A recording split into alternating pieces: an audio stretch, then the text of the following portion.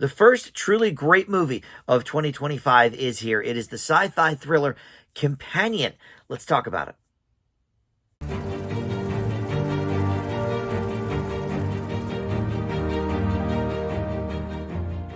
Hey guys, Dan here. This is Dan Reviews It. Welcome to my spoiler-free review for the new movie Companion. This is still in theaters as of this recording, but should be available very soon for home release. And this is, like I said, a sci-fi thriller, but it's a lot more than that. It's certainly a little bit of a horror as well. But it is, in terms of thrillers, it's like a psychological thriller. But there's also some comedy here as well. It is a lot of things. And like many of the great movies, it embodies all of them pretty well. So before we launch any further into the specifics of the movie and my thoughts, let me welcome you back to the channel. If you are one of my Dan Reviews It subscribers, thank you so much for that. Love having you guys return. But if you're not, please consider subscribing and click that notification bell too, so you get the alerts for all my video drops. And you can just like this video, comment, or share it on your socials. That, of course, helps out the channel tremendously. All right, so this was written and directed by Drew Hancock, who is fairly new to the movie game. He's done some TV work, specifically in writers' rooms, such as Suburgatory. He has credits on 22 episodes of that show, but we're going back about 10, 12 years for that one. More recently, he did a show called My Dead Ex, but even that was a few years ago, so I guess he's been working on this one for a little while, and for I don't know if it's his feature film debut, but certainly as someone newer, this is a really, really strong start with this movie. So the basic premise is you've got Sophie Thatcher and Jack Quaid as a couple on a weekend getaway with some of their friends at a remote cabin, and it unravels into chaos after a revelation that one of the guests is a companion robot. And if you've seen the poster, you already know what is happening there. And I have the poster on the thumbnail, so I think you could probably guess it is the Sophie Thatcher character. That reveal happens very early in the movie, so that's not really much of a spoiler, especially since it's right on the poster. But what happens after that, and because of that, I think is definitely unexpected in some ways, and really all hell breaks loose, all chaos happens, and the characters are scrambling to figure out what the hell they're going to do. And we also reveal sort of in those moments the motivation for the getaway in the first place, which we won't go into here. But so some of the other members of the cast include Lucas Gage, Megan Suri, Harvey Guillen, and Rupert Friend. So we've seen a lot of those people, in various things. You maybe have seen them in something.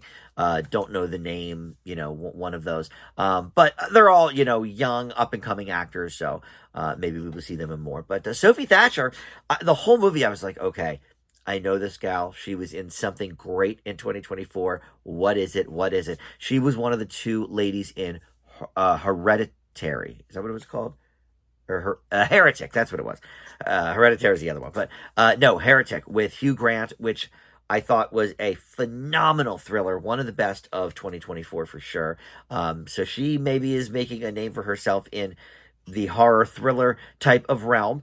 This is definitely a different role. I mean, that was more of a think piece. There was a lot of talking in that film, and a lot of sort of thought-provoking ideas. Here, this is definitely more straight ahead as a thriller or a horror thriller. But because of the robotic elements, we have this sci-fi sort of backdrop, and then there is some comedy here for sure.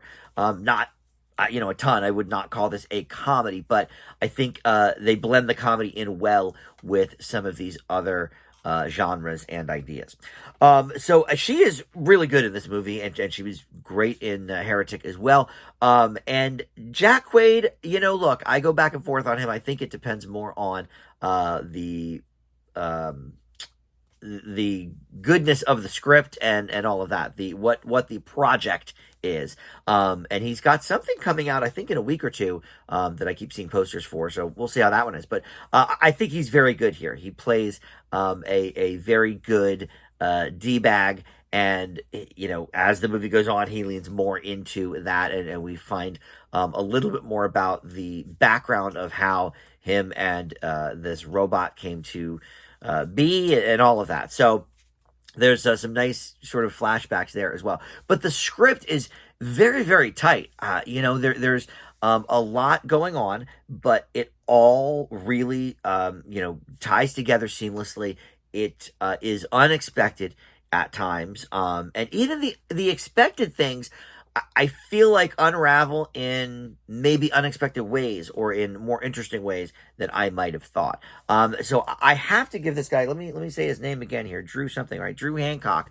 I've got to give him massive props for the success of this movie because the script in a movie like this is yes, the acting is certainly part of it, and the atmosphere and all of that stuff, which of course he lends to with the directing, but if a movie like this has a really poor script, you can, plug holes through it or whatever, or you're not surprised at anything that happens, it can fall apart really, really quickly. But look, if he took this time off from the industry, like I said, his last project was 2018 with My Dead Ex.